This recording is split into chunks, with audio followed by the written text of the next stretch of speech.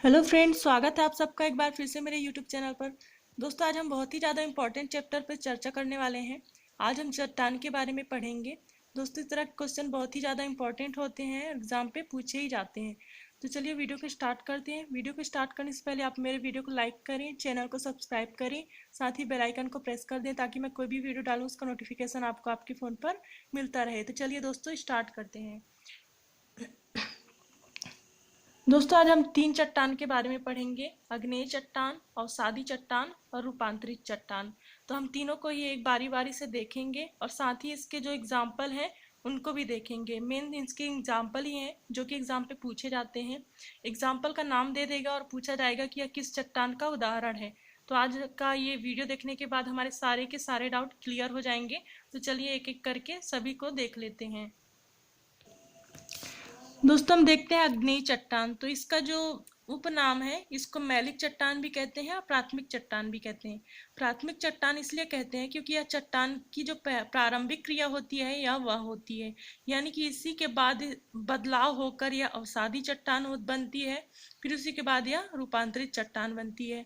इसके लिए बहुत ज़्यादा लंबी प्रक्रिया चलती है, लेकिन फिर भी यह चट्टान का प्राथमिक स्टेज यहीं पे होता है। तो दोस्तों, यह इस चट्टान का निर्माण तरल तप्त मैग्मा के जम जाने के कारण होता है। हम इसको इस तरह से देखेंगे। ये ज्वालामुखी है।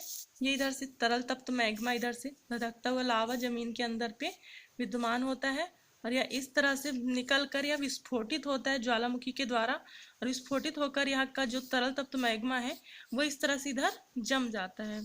तो और जम के यहाँ पे एक चट्टान का रूप धारण कर लेता है। दोस्तों, कोई भी चीज़ जब तरल अवस्था में होती है और जब वह ठंडी होकर जमती है तो वो बहुत ही कठोर हो जाती है और उसके बीच में कोई भी गैप नहीं होता है। मतलब कि वो एकदम से पूरी तरह से ऊपर से पूरी तरह से पैक होती है, क्योंकि वो पहले तरल अवस्था में होती है, फिर बाद में वो ठंडी होकर जब जमती है तो बीच में उसके कोई भी गैप नहीं होता है। जैसे इस तरह से इधर जो चट्टान बनेगी वह बहुत ही कठोर होगी और उसके बीच में कोई भी गैप नहीं होगा, मतलब कि उसमें कोई भी परत नहीं बनेगी।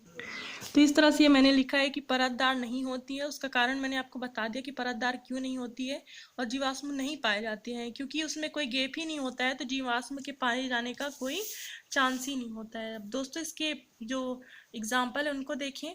तो पहला है ग्रेनाइट, दूसरा है बेसाल्ट, तीसरा है कोयला, चौथा है साइनाइट, पांचवा है पेग्माटाइट और छठवा है डायोराइट।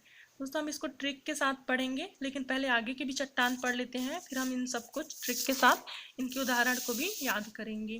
वही हम बात करें अवसादी चट्टान की, तो इसका जो उपनाम है वह परतदार चट्टान इसको कहते हैं। अब यह नाम से ही स्पष्ट है, मतलब इसका उपनाम ही है परतदार चट्टान। तो इसमें परत होंगी और परत होंगे तो बीच में गैप होगा, यानी कि जीवाश्म के पाए जाने का पाए जाने की संभावना होगी, यानी कि वहाँ पे जीवाश्म होंगे। और यह परतदार होगी, इसलिए इसमें यह खनिज और सेल गैस इसमें पाई जाती है। इसको आप याद रखिए, ये भी क्वेश्चन पूछेगा कि खनिज और सेल गैस किस चट्टान में पाई जाती है। तो आपको याद रहेगा कि अवसादी चट्टानों में खनिज और सेल गैस पाई जाती है, और उसका कारण क्या है, क्योंकि उसमें गैप होती है, इसलिए उसमें सेल गैस या फिर ये सब पाए जाते हैं और जीवाश्म भी पाए जाते हैं।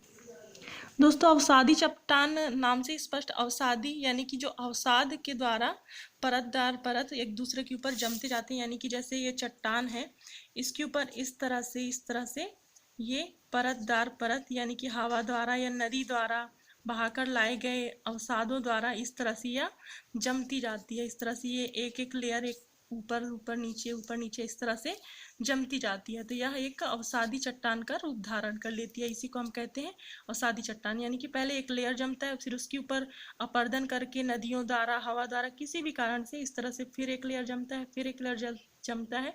इस तरह से यह अवसादी चट्टान का रूप धारण कर ले। दोस्तों, अभी इसके उदाहरण देखें तो इसके दो ही उदाहरण है, चूना पत्थर और बलुआ पत्थर। इसको तो याद करना बहुत ही आसान होगा। ये अवसादी चट्टान के उदाहरण है, चूना पत्थर और बलुआ पत्थर। चलिए नेक्स्ट देख।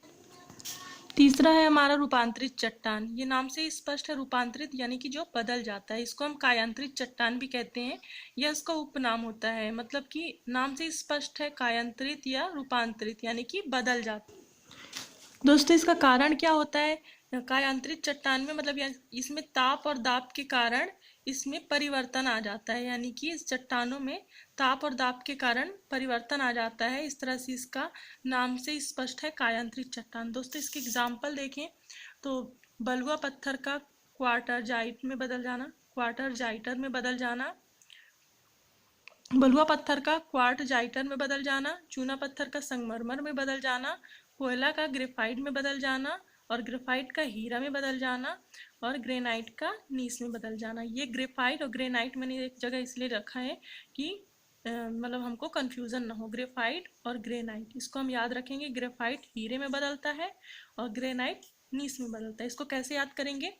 ये ग्रे और ये टा यानी कि ग्रेट। हम किसी की फोटो देख के उसमें कमेंट करते हैं ग्रेट, या फिर उसको बोलते हैं नाइस, तो हम इसी को याद रखेंगे। ग्रेट नाइस में बदलता है, ग्रेफाइट हीरे में बदलता है। इसका संबंध इससे है, कोयला पहले ग्रेफाइट बनता है और ग्रेफाइट हीरा बनता है।